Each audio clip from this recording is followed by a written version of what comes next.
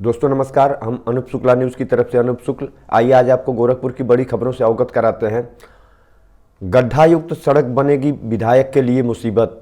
खजनी विधानसभा के विधायक के लिए गड्ढा युक्त सड़क मुसीबत बनने वाली है। राम जानकी मार्ग पर स्थित कुई बाजार की गड्ढा युक्त सड़क को गड्ढा मुक्त करने के लिए जहां आम जनता कई बार सड़क पर उतर चुकी है, प्रदर्शन हो चुका है, परंतु विधायक के कान में जू तक नहीं रेंगा। वहीं अब हरनही बाया मौलानापुर मार्ग के वर्षों पुरानी गड्ढा युक्त सड़क को गड्ढा मुक्त करने की मांग उठने लगी है। खजनी तहसील अंतर्गत मचौली पीच रोड गाजर नरसिंह की सड़क को लेकर आसपास के गांवों के नागरिकों की एक बैठक समाज सेवी रामकृष्ण यादव के नेतृत्व में संपन्न की गई। कहा गया कि अब धरना प्रदर्शन व आंदोलन नहीं बल्कि 2022 के विधानसभा चुनाव में विधायक का विरोध कर बदला लिया जाएगा। इस अवसर पर रविंदर पांडे, राजेंद्र यादव, राम नरेश यादव, महेंद्र सिंह सहित सैकड़ों की संख्या में आम जन ने उपस्थिति दर्ज कराई। बता दें, इसी मार्ग पर भाजपा के कई कद्दावर नेताओं का गांव है और उनका आना जाना अक्सर लगा रहता है।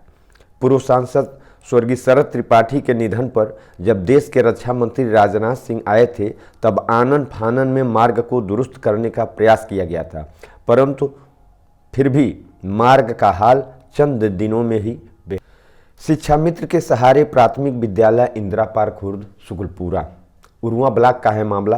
रामसूरज जायसवाल उर्फ टेनी ने पिछले दिनों तहसील समाधान दिवस पर कर चुके हैं शिकायत में बताया गया कि यहाँ प्रधानाध्यापक एक तो आते नहीं, जब आते हैं तो उस दिन एवं पिछले कई दिनों का हस्ताक्षर उपस्थिति पंजिका पर बनाकर दोबारा गायब हो जाते हैं। समाधान दिवस पर शिकायत के बाद बेसिक शिक्षा विभाग के एक अधिकारी मौके पर पहुंचे, विद्यालय में चाय पकौड़ी खाकर चले गए और जांच ठंडे बस्ते में चली गई। प्रधानाध्यापक का रवैया वही पुराना ही है। विद्यालय की कहानी सुनिए बच्चों की जुबानी। कल खाना काहे नहीं बना था? काहे? तो सर जी गैस नहीं लाए? हाँ? 10 बजे? 11 बजे? हाँ? बड़े मास्टर बहुत लेट आते हैं। हाँ? डेली नहीं आते हैं? कहाँ हैं? पूछते हैं जो कहाँ डेली नहीं आते हैं? हाँ? अच्छा। हाँ। ताला इसे डेली लेट से खुलता है? हाँ? हाँ। ताला नहीं खुलता है स्कूल में? कभी कभी खुल जाता है और डेली से बंद रहता है। तुम लोग कहाँ आते हो? तो कहाँ आते हो तुम लोग इतना सवेरे? 9:30 बजे हो गए? 9:30? हाँ 9:30 बज रहा है। हाँ 9 बजे कहे थे आने के लिए? अपने आते 10 बजे? 8 बजे आते, छुट्टी हो जाती है। 2 बजे छुट्टी हो जाता था? 3 बजे होता है। 9 बजे आते हैं, 3 बजे। आप लोग पढ़ाते हैं स्कूल में? पढ़ाते हैं? अच्छा आज हम चेक करेंगे क्या क्या पढ़ाते हैं। ठीक है। सही बताना। हाँ? पूरा दिन भर पढ़ाते हैं तुम लोगों को? खाली संदीप सर पढ़ाते हैं। के? संदीप सर। ये कौन संदीप सर कौन है? अच्छा संदीप पढ़ाते हैं और उन्हें पढ़ाते हैं। मैडम जी? मैडम जी इन सबको छोटे बच्चे। अच्छा और राहुल सर जी नहीं पढ़ाते हैं? कभी कभी पढ़ाते हैं। कभी पढ़ाते हैं? क्या करते हैं वो? नकल चेक करा। हाँ नकल ख्याल चेक करते हैं? पढ़ाते नहीं हैं? कभी कभी पढ़ाते हैं। कभी कभी पढ़ाते हैं? आते उसमें चल जाते हैं? हाँ हाँ थोड़ा जोर से बोलो। थोड़ा देर रहते हैं। हाँ लंच हो जाता है। हाँ तब चले जाते। अच्छा लंच होता घर चल जाते हैं? तो लोग कुछ बताते नहीं हैं? जब कुछ काम रहता है। अच्छा काम रहता तब आते हैं? काम रहता नहीं आते हैं? चलो ठीक है। रोज गाड़ी से आते थे। हाँ। और रोज गाड़ी से कभी कार से आते हैं। कार से आते हैं? गाड़ी से आते हैं? कभी अच्छा देखिए स्कूल में 9:30 पौने 10 हो रहा है और बच्चे जो है यहाँ खड़े हैं। ना किसी मास्टर का, ना कोई आंगनबाड़ी का, ना कोई किसी का पता नहीं है। हैं 10 बजे बच्चे स्कूल खुलेगा, ताला खुलेगा। इसको मोदी सरकार के पास भेजिए। हाँ हाँ मोदी क्या करेंगे? वही क्या करेंगे? खुद चोर हैं। तो SDI का लाया था, खाना नहीं बना है, बड़ी चाय पकौड़ी ले लिया है, चाय पकौड़ी चला गया वो भी।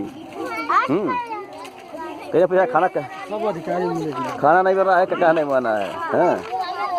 खाना कहीं समाज सेवी पवन सिंह फिर बन गए उभरे फरिश्ता। ब्राह्मण यादव के बाद अब निषाद परिवार के गुणगान का वीडियो हो रहा वायरल। जिला महाराजगंज के श्यामदेवरुआ स्थित कुटी खास गांव के 22 वर्षीय रामकृपाल निषाद बिजली खंभे पर चढ़कर फाल्ट बनाने का काम करते थे। बिजली विभाग के कर्मचारियों की लापरवाही के चलते बीते दिनों फाल्ट बनाते समय ही बिजली आ गई और रामकृपाल बुरी तरह झुलस गए। जीवन व मौत से जूझ रहे रामकृपाल के परिवारीजनों को रामकृपाल के इलाज के लिए खेत तक बेचना पड़ा, परंतु रामकृपाल की हालत में कोई सुधार नहीं हुआ। परिवारीजनों का पैसा भी खत्म हो गया। पवन सिंह की आर्थिक मदद से रामकृपाल का फिर से इलाज शुरू किया गया है।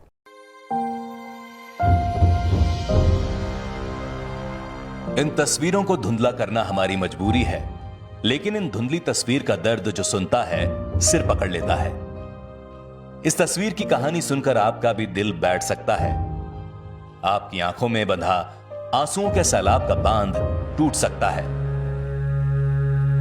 क्योंकि महाराजगंज के श्याम देवरवा के गांव ऊटी खास का रहने वाला 22 साल की उम्र का एक नौजवान मौत से जिंदगी छीनने की जद्दोजहद कर रहा है। रामकृपाल एक ऐसी जिंदगी का नाम है जिसके चारों तरफ मौत का साया था, जिसके घर में सिसकियों का शोर है।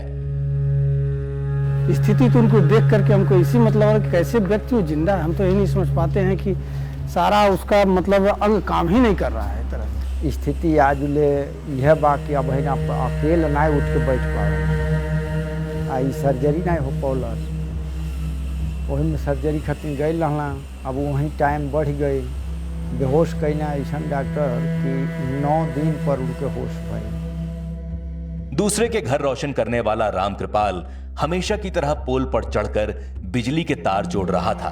अचानक करंट के एक झटके ने रामकृपाल की पूरी दुनिया झुलसा दी। महाराजगंज के पनियारा के बिजली विभाग में प्राइवेट लाइनमैन के तौर पर काम करने वाला रामकृपाल जिंदगी और मौत के दरमियान जंग लड़ रहा है। मतलब 9:30 बजे सुबह टाइम में फ़ोन किए थे, सब उनको बुलाए थे बनाने के लिए।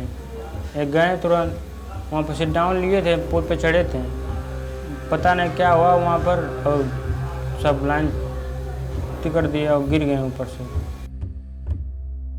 बेटे रामकृपाल की जिंदगी बचाने के लिए एक बेबस लाचार गरीब पिता और क्या कर सकता है।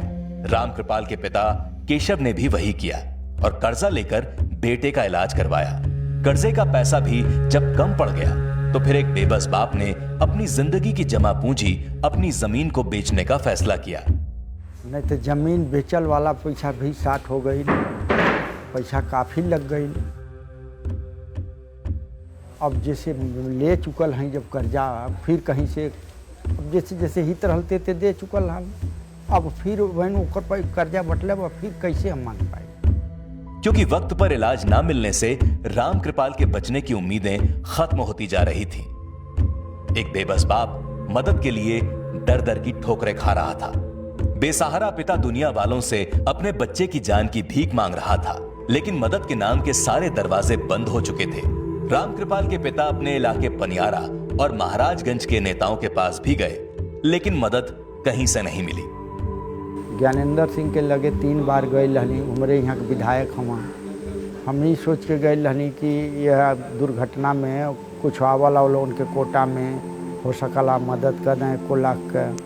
तब वो कहना 1000-1500 कहो तो दे दें, तब ना कहली चलिए आवल गए। 2-3 बार गई नहीं, यह बतिया दोनों तीनों बेर मिला। मदद की दरकार में रामकृपाल की नब्ज मध्यम पड़ती जा रही थी। मौत रामकृपाल की सांसों को खींचने पर आमदा थी। जिंदगी और मौत के बीच की इस जंग में पवन सिंह फरिश्ता बनकर आए और रामकृपाल की जिंदगी को मौत के हाथों से छीन लिया। हम तो पवन सिंह के आदमी नहीं कहब, भगवान कहब।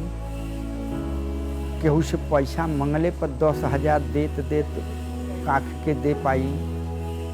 आई कितना साहस रखना, वो भगवान हम मनई नहीं हम कि निस्वार्थ हमसे कब्बो नहीं उनके घरे गई है ना उनके जानत हैं, कब्बो उनसे मुलाकात तक नहीं है।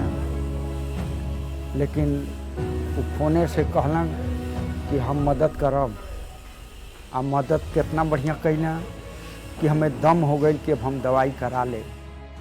बिजली के करंट से रामकृपाल की बाईं आंख की रोशनी चली गई और बायां हाथ भी डॉक्टरों को काटना पड़ा। जवान बेटे को जिंदगी और मौत के बीच जूझता देख बूढ़ा पिता दुनिया हारा जा रहा था। यूट्यूब की सब कुछ बैठ गई, 0-0 हो गई, मरे वाली स्थिति में आ गई ना। तो मनो कैसो जान बचल पाई, कोई डर के मुँह में लोग जान बचौना, सांस फेफड़ा फड़ा देना कैसे। तब से ही अब है हम जानते हैं 15-20 दिन ले तो बोलल नहीं रहा, आवाजवा नहीं करे। लेकिन इन बूढ़े कंधों को पवन सिंह ने हिम्मत में बांध दिया। बूढ़ी आंखों से गिरते आंसू, लरसती जुबान कहती है कि पवन सिंह ने मेरे बेटे की जिंदगी बचाई है। वो के जान बचौले में भरपूर सहायक हुआ। इतना लंबा सहयोग दे के और राम कृपाल जी के जीवन बचाने के सहयोग में बहुत बड़ा अनुदान किया है। पवन सिंह जो व्यक्ति आया यहाँ, वो एक सद्भावना के रूप में आया और हमेशा जो है उसे भगवान बनाए रहे और वो हमेशा दुखों में साथ दे।